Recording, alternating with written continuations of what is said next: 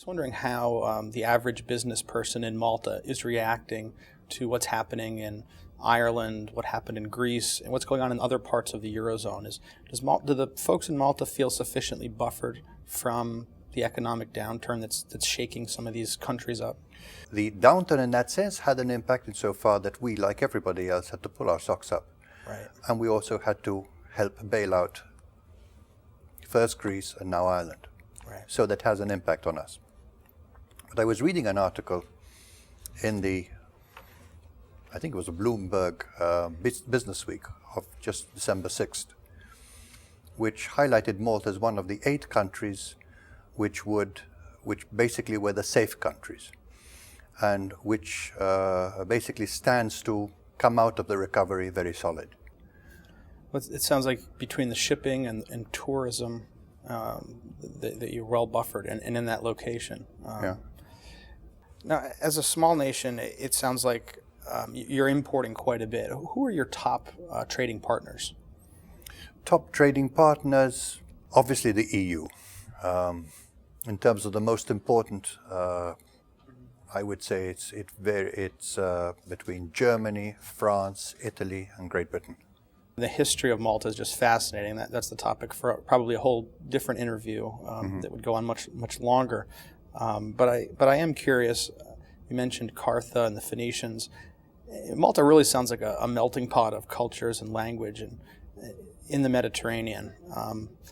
Can you tell us a little bit how the culture there differs from other countries in Europe? Essentially, we are Mediterraneans of Italic stock who speak a Semitic language left to us by the Phoenicians, who were the very first Christians in Europe because we were converted by St. Paul en route to his trial and execution in Rome in AD 60. Again, we have the beneficial impact of the British period. We are relatively disciplined next to our Mediterranean neighbors. And yes, we have this benefit of the English language, which I think is one of the greatest advantages we can offer. Does this diversity represent itself in terms of art and culture in Malta? Food, music? Yes, this diversity does. But there's one item which I left out. Please. But I left it out because its impact would not be immediately evident to most people until they get there, which is the megalithic temples which we have, of which 5 are World Heritage Sites, which nobody knows about. These are beautiful structures which predate the better-known Giza pyramids and Stonehenge by at least 1,000 years. And the temple builders who came to Malta then, and they came about 5,000 BC, they left 30 of these complexes before they suddenly vanished. We don't know why in 2400 BC. These temples are very well preserved. As I said, they're World Heritage Sites protected by UNESCO. And to have 5 World Heritage Sites in a location about twice the size of Washington, D.C., there's probably nowhere else in the world that has that concentration of World Heritage Sites. That's impressive. True. There's also a 6th one, which is the city of Valletta, which was built by the Knights. Wow. Most people know about the Knights of Malta. They know about Malta's role during the Second World War, but few people know about the temples, the World Heritage temples that we have. Are there other misconceptions that people tend to have about Malta? I don't say that they're misconceptions. I think they're just an unawareness. People don't know that Malta exists. Okay. They don't know about this history that we have. Perhaps in one way it is a saving grace because we do not find ourselves overwhelmed by tourists. It's mainly the people who know, the people who are selective, the people who are interested in history who come there. It's not just your casual beach and swim type of tourist. Is there anything that you would like citizens of the United States to know about Malta that you haven't told us yet so far in the interview? The only thing I can add is that the most discerning people who are interested in what I have said and what we have discussed should come over to Malta and look for themselves. There they will find an opportunity to invest, if they're interested in investment, benefit from the services.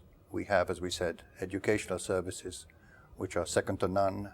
Also in terms of cultural services. We are now offering Baroque lectures, which last throughout the summer months and sometimes throughout the year. And also, I suppose at the end of the day, to live there, if they have any plans of operating in either North Africa, or why not even the EU.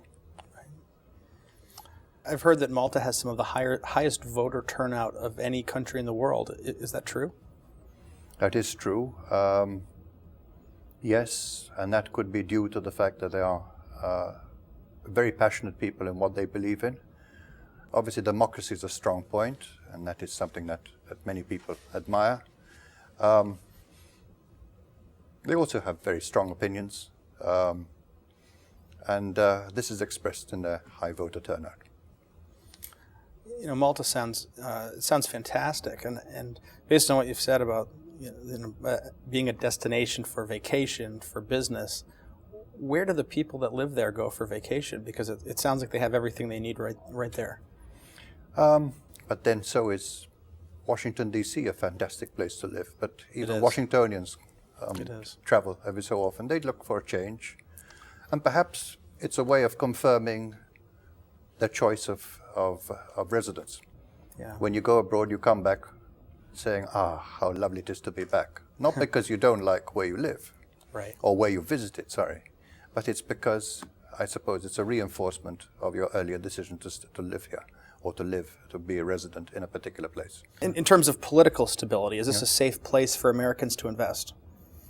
Oh, yes, by all means. Yeah. I mean, Malta has not got a revolutionary history.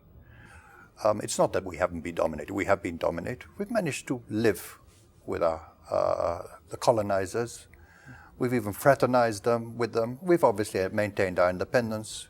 We've maintained our values. We've maintained our religion. We realize that we have to coexist because we're a small country.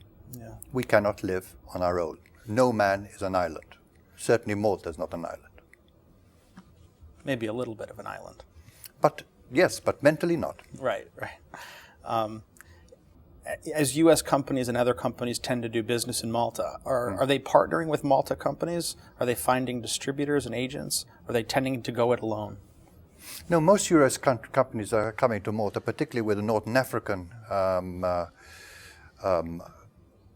objective, are usually engaging Maltese to do their work on their behalf. They do have a shop, or they have shops. They do have an office in Malta, but their objective is, because the Maltese are so have such a capacity to integrate, we can speak with North Africans as easily as we can speak with our fellow Europeans. So they choose us to do the work for them, and basically they reap in the profits. Now, Malta Enterprise sounds like a fantastic resource for businesses from around the world that would like to do business in or with Malta. Can you tell us a little bit more about them? Well, Malta Enterprise is a government entity, but it isn't autonomous, and it's was set up originally way back when we first obtained independence, and over the years we have learned through our experience that we have to provide services to prospective investors in the fastest time possible. We have to be professional. We have to beat them at their own game. And the only way we can beat them at their own game is by employing people of superior, or if not, at least equal level to what they are accustomed to overseas. Here at the International Trade Center, we come across quite a few small to mid-sized companies. What would you say to those small to mid-sized businesses about doing business in Malta? What advice would you give them? Well, I'd start off with a preamble by telling them we realize that because we're a population of 400,000, which isn't large, we realize that we can only survive by looking overseas. And by looking overseas, not just for markets, but also for investment. Therefore, having recognized that, we have set up our services to make sure that everybody comes and feels comfortable in a business-friendly environment where you have a secure, rule of law type situation, where they go basically to an organization called Malta Enterprise, which provides them basically with a one-stop shop. If they need a factory, they'll give them a factory ready. They will provide them with, if they need offices, they will provide them with offices, they provide them with all the facilities, plus obviously the incentives that come with it, so that they can get off as in the shortest time possible. At the end of the day, we are not talking about employing a lot of people. We are talking about employing people, a few people relatively speaking, who are highly educated and who at least have the world as a framework. Ambassador Miceli, I thank you for taking the time, for coming in here today at the Ronald Reagan Building, an International Trade Center, and telling us a little bit about Malta. Thank you for the opportunity. Thank you, sir. Cheers.